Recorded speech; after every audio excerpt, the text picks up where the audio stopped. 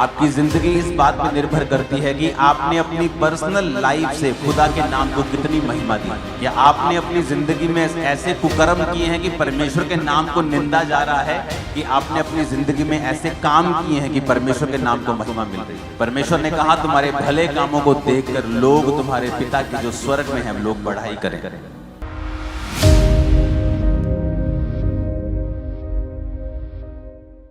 आपकी life bless करता है परमेश्वर जब आप पर्सनल जिम्मेवारी लेते हैं कि मैं खुदावंद पर्सनल जिम्मेवारी लेता हूं कि मेरी जिंदगी से तेरे नाम को सिर्फ महिमा ही मिलेगी। जब आप अपने काम पर हैं, आप चोरी नहीं करते, ये एक पर्सनल महिमा है खुदावंद को देना कि ये क्रिश्चियन है इसलिए चोरी नहीं करता, परमेश्वर के नाम को महिमा मिलती है।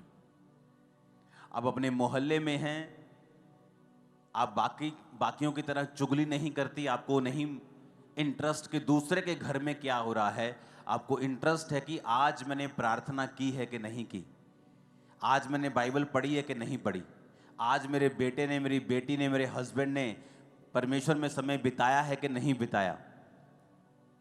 आपको पता है कि अगर आप भी उनके जैसा ही करेंगे तो ये परमेश्वर की महिमा नहीं होगी। और जब आपकी जिंदगी से, पर्सनल जिंदगी से प्रभु की महिमा नहीं होती, वो आपको नहीं बढ़ाता। आपकी जिंदगी इस बात पे निर्भर करती है कि आपने अपनी पर्सनल लाइफ से खुदा के नाम को कितनी महिमा दी है। क्या आपने अपनी जिंदगी में ऐसे कुकर्म किए हैं कि परमेश्वर के नाम को निंदा जा रहा है, कि आपने अपनी जिंदगी में ऐसे काम किए हैं कि परमेश्वर के नाम को महिमा मिल रही है। परमेश्वर ने कहा तुम्हारे भले कामों को देखकर लोग तुम्हारे पिता की जो स्वर्ग में है लोग बढ़ाई करें। जब इजरायली लोग निकले वहां से तो बड़े चमत्कार दिखा के निकले। तो जब इजरायली लोग वहां पहुंचे नहीं जहां उनको पहुंचना चाहिए था, तो आप जानते हैं लोगों ने क्या कहा? लोगों ने परमेश्वर के नाम को निंदा दी। परमेश्वर ने कहा इनका परमेश्वर तो बड़ी बड़ी बातें करके इनको यहां से ले गया था, लेकिन वहां नहीं पहुंचाया जहां इन्हें पहुंचाने का वायदा परमेश्वर ने किया था।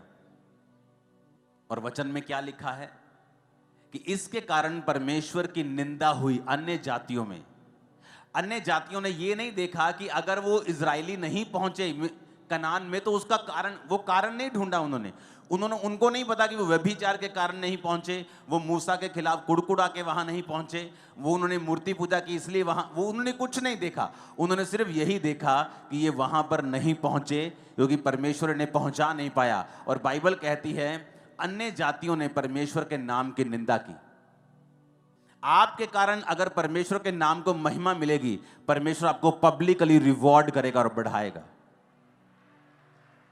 और अगर आपके कारण परमेश्वर के नाम को निंदा मिलेगी, अगर उसको महिमा मिलेगी वो आपको बढ़ाएगा, अगर उसको निंदा मिलेगी वो आपको बढ़ाएगा नहीं, वो आपको घटाएगा। और ये शुरुआत होती है छोटे लेवल से। जब आपको कोई नहीं देख रहा और फिर भी आप परमेश्वर में वफादार हैं, तो परमेश्वर आपको आगे लेके जाता है। उस चोरी को, उस व्यभिचार को कोई नहीं देख रहा, किसी को मालूम नहीं होगा, लेकिन परमेश्वर को मालूम होगा, जो बढ़ाने और घटाने वाला परमेश्वर है, जो ये कहता है मैं ही मरहम लगाता हूं, मैं ही घायल करता हूं, मैं ही पट्टी बांधता हूं, मैं ही मारता हूं, मैं ही जिलाता हूं। रोमियो 2 उसकी 24 आयत में आप स्क्रीन पर देखेंगे, सिर्फ नोट करेंगे और पढ़ेंगे घर जाके इसको। क्योंकि तुम्हारे कारण अन्य जातियों में परमेश्वर के नाम की निंदा की जाती है। इसमें परमेश्वर कंप्लेंट करता है कि तुम्हारे कारण। परमेश्वर ने ये नहीं कहा मेरे कारण या शैतान के कारण, कि शैतान कर रहा है। परमेश्वर ने कहा नहीं, तुम्हारे कारण परमेश्वर की निंदा की जाती है अन्य जातियों में। वचन में लिखा है, जब आप न्यायियों 6 उसकी 1 से 6 आयत पढ़ते हैं, तब इजराइलियों ने यहोवा की दृष्टि में बुरा किया, इसलिए यहोवा ने उन्हें मिधानियों के वश में 7 वर्ष तक रखा। और मिधानी इजराइलियों पर प्रबल हो गए, और मिधानियों के डर के मारे इजराइलियों ने पहाड़ों के गहरे खड्डों और गुफाओं और किलों में अपने निवास बना लिए। जब जब इजरायली बीज बोते तब तक मिधानी, अमालेकी और पूर्वी लोग चढ़ाई करके सब कुछ खत्म कर देते थे।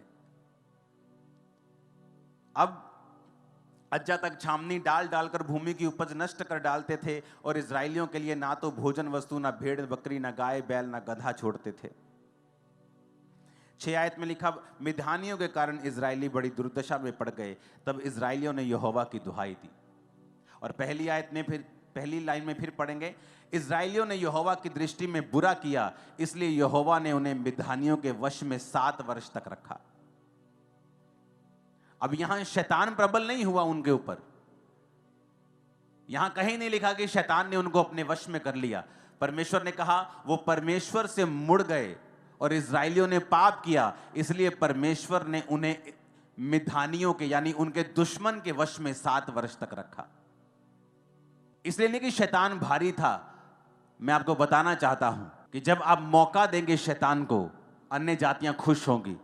नहीं तो अन्य जातियों के पास 0.11%, 0.0001% भी पावर नहीं है आपके ऊपर रेन करने की, आपके ऊपर चढ़ने की। मैं आपको बताता हूं, आप परमेश्वर के दास और दासियां हैं, उसके बेटे और बेटे, किसी की औकात नहीं है आपको छू जाए, मैं आपको बता रहा हूं।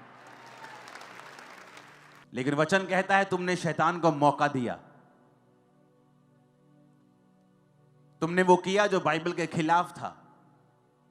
और बाइबल कहती है इसके कारण अन्य जातियों ने परमेश्वर के नाम की निंदा की। उन्होंने ये नहीं कहा ये व्यक्ति बुरा है, उन्होंने कहा नहीं, पूरी क्रिश्चियनिटी बुरी है। और जब आप परमेश्वर के नाम को नीचा करेंगे, परमेश्वर आपको और नीचा करेगा। आप उसके नाम को ऊंचा करेंगे, परमेश्वर आपको ऊंचा करेगा। सब कुछ आपके हाथ में है। तब क्या हुआ?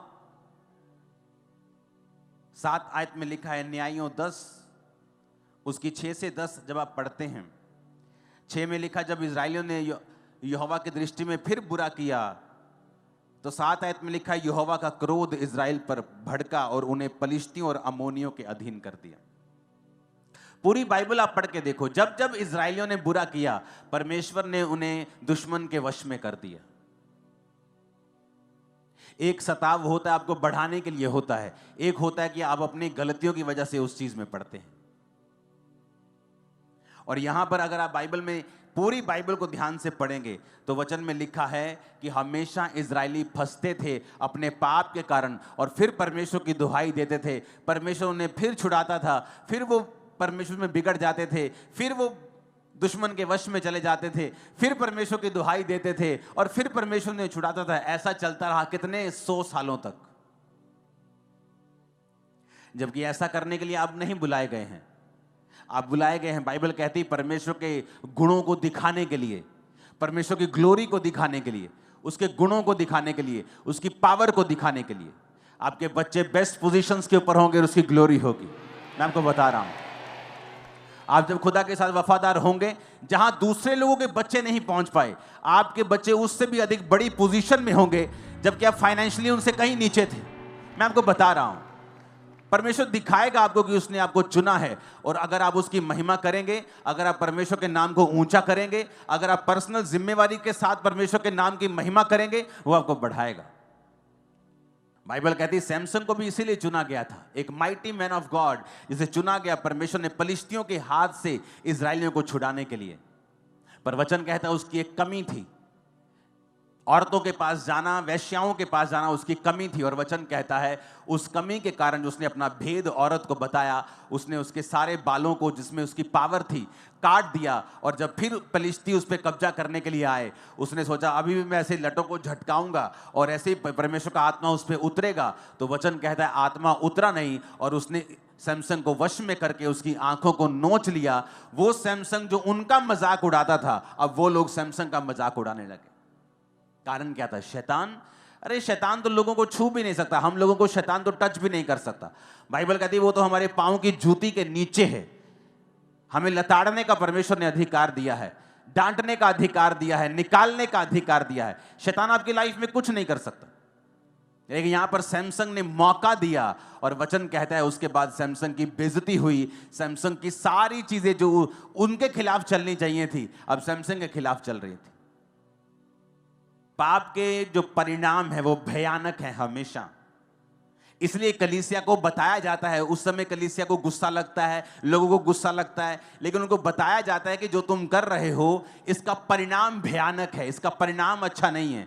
तो हमें अभी सुधर जाना चाहिए ताकि बाद में अन्य जातियों में भी परमेश्वर के नाम की निंदा ना हो। लास्ट अगस्त जो निकला, मेरे 20 साल परमेश्वर में पूरे हुए। और एक बात मैं अपनी आत्मा में मैं जानता था कि मेरा एक सेकंड साइकिल अब शुरू होगा। जिस तरह से पहले साल 2004 में हुआ था, उसी तरह की कुछ ऐसी चीजों को मैं फेस कर रहा था 2024 के अगस्त से। मुझे मालूम था कि ये शारीरिक नहीं है, ये स्पिरिचुअल है। मुझे मालूम था कि ये वही फाइट शैतान मुझे देने की कोशिश कर रहा है जो मुझे 2004 में फील होती थी। मैं पहले वाले स्थान में चला गया, 2004 वाले स्थान में, जब चारों ओर फाइट्स थी। लेकिन मैं आपको बता रहा हूं, उन दिनों में प्रार्थना से, फास्टिंग से, फिर वही चीजें, फिर वही प्रार्थना, फिर उसी तरह, मैं नहीं जानता अपनी लाइफ में 2004 में जब मैं परमेश्वर में आया और जब मैं परमेश्वर की प्रेजेंस में जाता था तो मेरे हमेशा आंसू निकलते थे। हमेशा, अगर मैं परमेश्वर की प्रेजेंस में 10 बार जा रहा हूं तो 10 बार मेरे आंसू निकलते थे। वो मेरी लाइफ की सिचुएशन ऐसी थी। और वही चीज मैंने महसूस की 2024 में कि जब भी मैं परमेश्वर की प्रेजेंस में जा रहा हूं, मैं अजीब तरीके के साथ परमेश्वर के सामने दुहाई दे रहा हूं। लेकिन खुदाबंद जब आपको ऐसी परीक्षाओं में डालता है, वो एक्चुअली आपको बढ़ाने के लिए होती हैं। जब मैं इस बार वापसी आ रहा था मेलबर्न से दिल्ली की फ्लाइट में, तो मुझे नींद नहीं आ रही थी। मुझे मालूम था मुझे नींद नहीं आएगी। ये 12 घंटे की फ्लाइट में मैं 9 घंटे प्रेयर में था।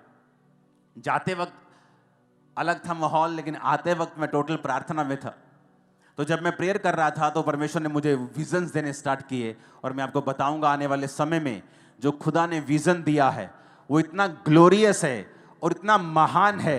और इस चर्च को, इस सेवकाई को, और इस विजन को और इस मिशन को परमेश्वर वहां जाके खड़ा कर देगा जहां पर बड़े बड़े मिशंस को आप देखते हो, उनकी कैटेगरी में परमेश्वर हमें खड़ा करने वाला है। मैं आपको बता रहा हूं, क्योंकि वो चीजें मैंने निकाल ली, वो समय मैंने निकाल लिया प्रार्थना में, उपवास में, आंसुओं के साथ प्रार्थना करते हुए। मुझे मालूम था कि जिस चीज से मैं गुजर रहा हूं, मैंने कोई गलत काम नहीं किया, लेकिन मैं निकल रहा हूं। लेकिन जब परमेश्वर ने मुझे विजन देना स्टार्ट किया, मुझे बताना स्टार्ट किया, और मैं प्रार्थना में था, और इसलिए नहीं कि परमेश्वर क्यों हो रहा है, कैसे हो रहा है, मैं ऐसे कभी प्रार्थना नहीं, बस जस्ट परमेश्वर की प्रेजेंस में आप बाइबल पढ़ रहे हैं, आप प्रार्थना कर रहे हैं, और परमेश्वर ने सारी चीजों को जाहिर करना शुरू किया। वो ग्रेट काम करने वाला है हमारे बीच में, एक ऐसा लेवल जो कभी सोचा नहीं जा सकता, जो एक ड्रीम होगा लोगों के लिए, जिसमें परमेश्वर हमें लेके जाने वाला है दिनों, महीनों में, अब हफ्तों में। मैं आपको बता दूंगा ये पॉसिबल है अगर आप अपनी पर्सनल लाइफ से परमेश्वर की महिमा करेंगे तो। अगर आप अपनी वाइफ के सामने भी ब्लू फिल्म देख रहे हैं, आपने अपनी पर्सनल गवाही को खत्म कर लिया है। अगर आपकी फैमिली को पता है आप झूठ बोलते हैं, तब भी आपने अपनी पर्सनल गवाही को खत्म कर लिया है। आपकी पर्सनल टेस्टिमनी आपके लिए सबसे बड़ा ट्रेजर है, सबसे बड़ा धन है, सबसे बड़ा खजाना है, आपकी गवाही, जो आपको अपने आसपास लोगों को पहले बतानी है। पहले आपके लोकल लोगों को आपकी गवाही मालूम होगी, फिर आपके मोहल्ले को, फिर आपके नगर को, आपके देश को, आपके पूरे वर्ल्ड को फिर आपकी टेस्टिमनी मालूम होगी। लेकिन शुरुआत आपके घर से होगी, आपके आसपास के लोगों से होगी कि आप कैसे हैं। हो सकता है कई साल आपकी सिचुएशन चेंज ना हो और परमेश्वर ये चेक करे कि आप कैसे हैं। जो विजन, जो मिशन परमेश्वर ने आपको दिया है, कि आप उसको संभाल पाएंगे, कि आप उसके काबिल हैं, वो आपको परखेगा कई तरीकों के साथ। और मैं लोगों को एक मैसेज देना चाहता हूं जो परमेश्वर ने आज अभी इस मीटिंग में आने से पहले मुझे दिया है। जिन लोगों को लगता है कि परमेश्वर के नाम को ऐसा बोला जा रहा है किसी व्यक्ति के कारण या किसी के कारण, उनको एक वचन जो परमेश्वर ने मुझे दिया मैं आपको देना चाहता हूं। यहोजकेल 36 उसकी 23 हम सब पढ़ेंगे भी, सब स्क्रीन पर भी देखेंगे, सब बाइबल की ओर भी देखेंगे अगर बाइबल आपके पास है तो। परमेश्वर कहता है, मैं अपने बड़े नाम को पवित्र ठहराऊंगा, जो जातियों में अपवित्र ठहराया गया, जिसे तुमने उनके बीच अपवित्र किया, और जब मैं उनकी दृष्टि में तुम्हारे बीच पवित्र ठहरूंगा, तब वे जातियां जान लेंगी कि मैं यहोवा हूं। परमेश्वर यहोवा की यही वाणी है। परमेश्वर की आत्मा ने कहा, आने वाले दिनों में ऐसे कार्य होंगे, ऐसे काम होंगे कि ये पूरी जातियां परमेश्वर को पवित्र ठहराने लग जाएंगी, और खुदा अपने आप को खुद पवित्र ठहराएगा, और क्रिश्चियनिटी की नाम की बल्ले बल्ले होगी और ऊंचाई आप देखेंगे। इसके और आमीन ऊंचा चाहिए चर्च। अगर किसी दुष्ट की वजह से क्रिश्चियनिटी के नाम को बदनामी मिलती है तो परमेश्वर कहता मैं अपने नाम को खुद पवित्र ठहराऊंगा। आने वाले समय में आप देखोगे खुदा के नाम को इसी जगहों के ऊपर ऊंचा होते हुए, और ये मेरा नहीं, ये खुदा का वचन है आप लोगों के लिए और पंजाब की कलीसिया के लिए और इंडिया की कलीसिया के लिए और दूर सब देशों की कलीसिया के लिए। वो अपने नाम को पवित्र ठहराएगा और उसे किसी टीवी चैनल की जरूरत नहीं है अपने नाम को पवित्र ठहराने के लिए। जब वो काम करने पे आएगा वो ऐसा करेगा लोग देखते रह जाएंगे। और परमेश्वर कहता है जातियां जान लेंगी कि मैं यहोवा हूं। हालेलुया। परमेश्वर हमें एग्जाम्पल्स देता है किस तरह से हमें चलना है और किस तरह से नहीं चलना है। इसलिए बाइबल में जब भी आप देखेंगे तो परमेश्वर के जो लोग थे उनकी गलती को छुपाया नहीं गया है। यह नहीं कि अगर दाऊद ने व्यभिचार किया तो उसकी गलती को छुपा दिया कि दाऊद ने नहीं किया। परमेश्वर ने बताया कि दाऊद ने व्यभिचार किया और उसकी वजह से दाऊद को मुसीबतें सहनी पड़ी, उसके घर में तलवार चली, दाऊद को फिर नंगे पांव वहीं भागना पड़ा जहां से उसने शुरुआत की थी। दाऊद ने कहां से शुरुआत की थी? उन्हीं पहाड़ों में जहां वो अपने पिता की थोड़ी सी भेड़ बकरियों को चराता था, नंगे पांव रहता था, धूप में, पाले में, औस में रहता था। और जब उसने पाप किया राजा बनने के बाद उसी पहाड़ में उसी नंगे पांव उसको भागना पड़ा और लोग कहते थे ओछा ओछा। और लोगों को मौका मिला दाऊद को निंदा करने का। और वचन क्या कहता है? अगर तुम व्यभिचार करोगे तुम्हारी नाम धराई कभी मिटने वाली नहीं है। क्या हो सकता है कोई अंगारों पर चले और ना जले? क्या हो सकता है कोई अंगारे अपने कपड़ों के ऊपर रख ले और उसके कपड़े बच जाएं? परमेश्वर ने कहता अगर जो व्यभिचार के ऊपर चलेगा उसका हाल भी ऐसा ही होगा। आपको यह बात समझनी पड़ेगी, आपकी पर्सनल जिम्मेवारी है एज ए क्रिश्चियन कि आप अपने आसपास के लोगों के लिए कैसी एग्जाम्पल हैं। अगर आप बैड एग्जाम्पल हैं तो परमेश्वर का क्रोध आपके ऊपर रहेगा, कोई काम भी सफल नहीं होगा। आपकी टेस्टिमनी जो 1 साल 2 साल में आपको मिलनी है वो कहीं परमेश्वर 20 30 40 साल पर उसको लंबा कर देगा। तो आपको यह बात समझनी पड़ेगी। ये वचन मैंने आपको परमेश्वर की ओर से दिया है कि परमेश्वर कहता है कि मैं अपनी महिमा फिर से बनाऊंगा, अपने नाम को मैं पवित्र ठहराऊंगा और लोग देखेंगे। और मैं आपको ये भविष्यवाणी करके कह रहा हूं, दुनिया के लोग, फॉरेन के लोग भी इंडियन क्रिश्चियंस को स्टडी करने के लिए आएंगे। ये किस तरह से इनका विश्वास इतना मजबूत और इतना सामर्थ्य, मैं आपको बता रहा हूं।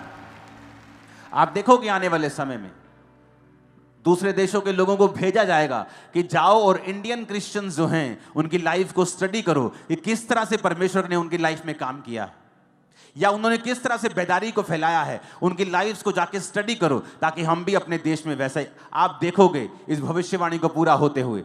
मैं आपको बता रहा हूं, मोरक्कन को आप बड़े लोगों को, तुर्कियों को आप बड़े लोगों को देखोगे, खासकर व्हाइट स्किन लोगों को आप ज्यादा देखोगे इंडिया में आते हुए, पंजाब में आते हुए, जस्ट स्टडी करने के लिए कि परमेश्वर ने इनकी लाइफ में कैसे काम किया और कैसे सुसमाचार ये फैलाते हैं, क्यों ये परमेश्वर इनकी लाइफ में इतना बड़ा काम कर रहा है।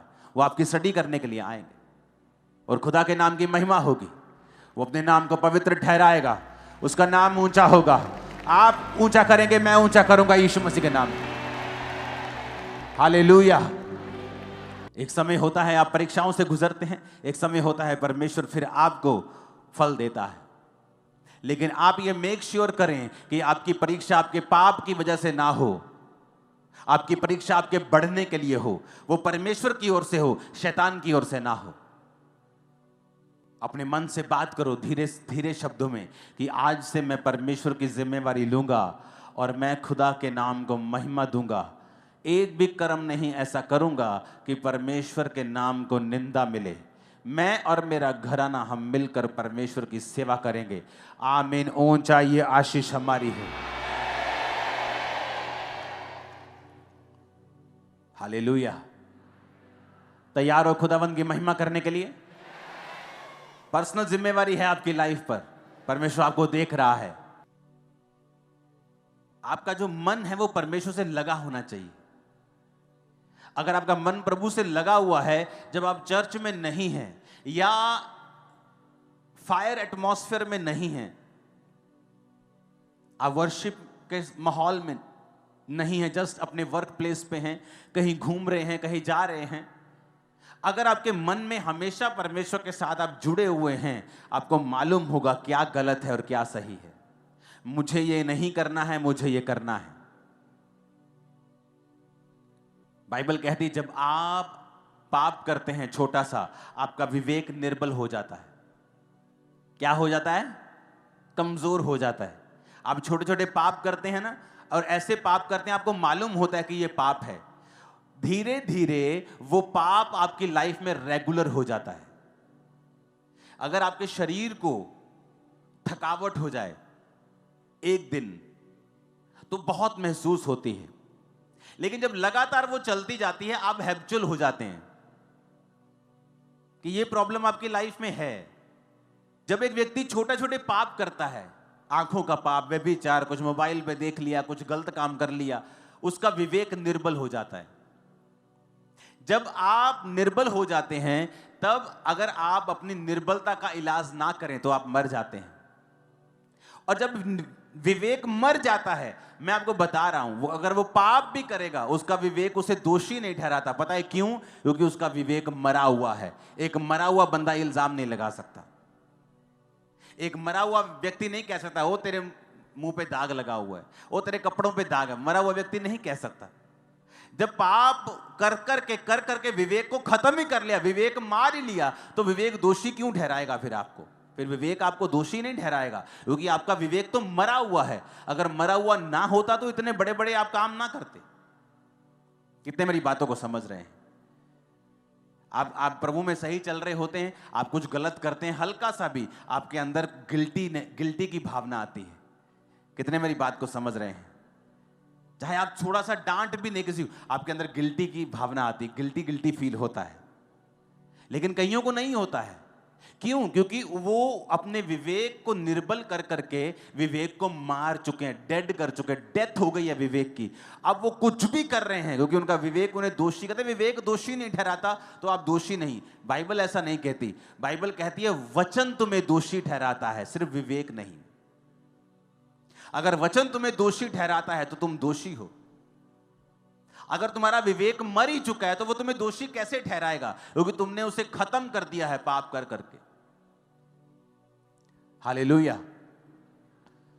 तो जब आप पहले स्टेप पे होते हैं और आपके अंदर गिल्टी आती है कि नहीं ये मुझे गलत लग रहा है, ये थोड़ी सी चोरी, इनडायरेक्ट चोरी, ये चीजें, तभी उसको इलाज करना है, तभी अपने दुर्बलता का इलाज करना है। विवेक को तभी कमजोर होने से बचाना है और उसे मजबूत रखना है। क्योंकि विवेक जब कमजोर हो जाएगा धीरे धीरे वो मर जाएगा, और जब मर जाएगा तुम कुछ भी कर लो, कत्ल भी कर दोगे, तुम कहोगे कोई बात नहीं, मूसा ने भी किया था।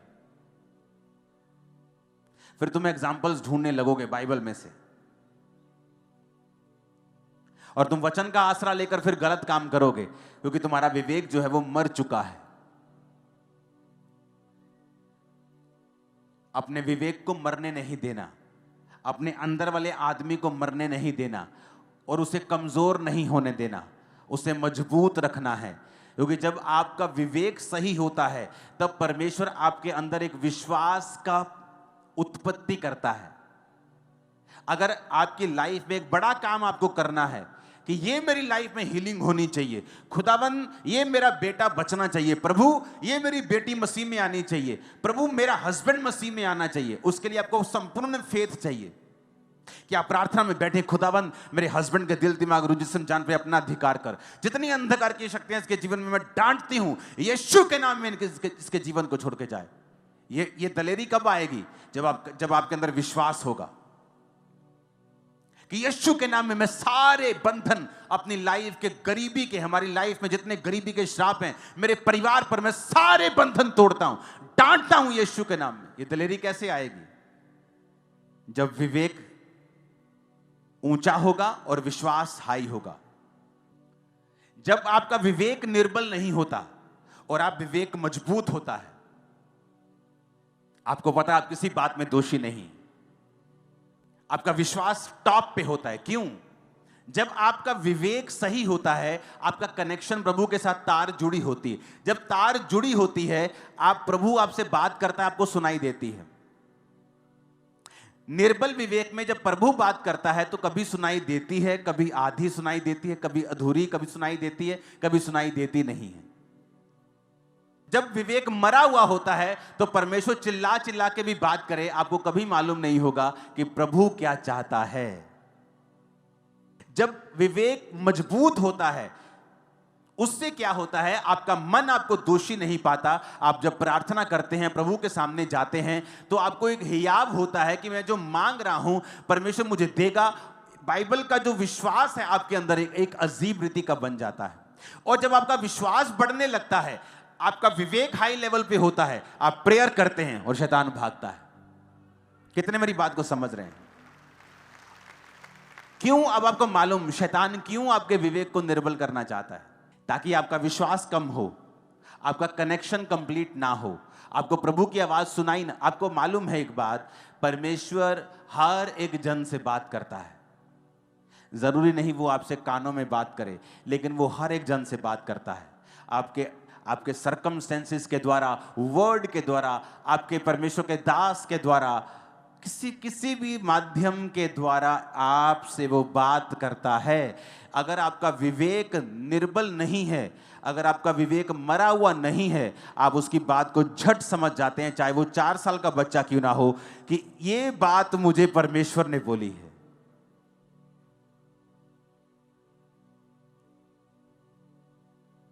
हो सकता है आप बीमार हो क्योंकि आप ज्यादा पानी ना पीते हो, कम पानी पी रहे हो, आपकी बॉडी में पानी की कमी हो। और एक 4 साल का बच्चा आपको बोले, मम्मा रोज पानी पिया करो, ज्यादा पानी पिया करो, और आपको नहीं मालूम वो प्रभु ने बात की है आपसे। क्योंकि आपका विवेक अगर मजबूत है तो परमेश्वर पत्थर को भी इस्तेमाल कर सकता है, बच्चे को भी कर सकता है, आपके दास को कर सकता है। वो किसी भी चीज को आपको बताने के लिए और बढ़ाने के लिए इस्तेमाल कर सकता है। कितने मेरी बात को समझ रहे हैं? और शैतान क्या करता है, वो आपको एक छोटा सा पाप देके आपके विवेक को निर्बल करता है और मार देता है, ताकि प्रभु चाहे चिल्लाए भी आपको कभी समझ नहीं आएगी प्रभु क्या चाहता है। अपने विवेक को जीवित रखें और फिर देखें ये जर्नी कितनी एक्साइटमेंट से भरी हुई है, आशीषों से भरी हुई है। सताव है लेकिन बरकतें बहुत बड़ी हैं।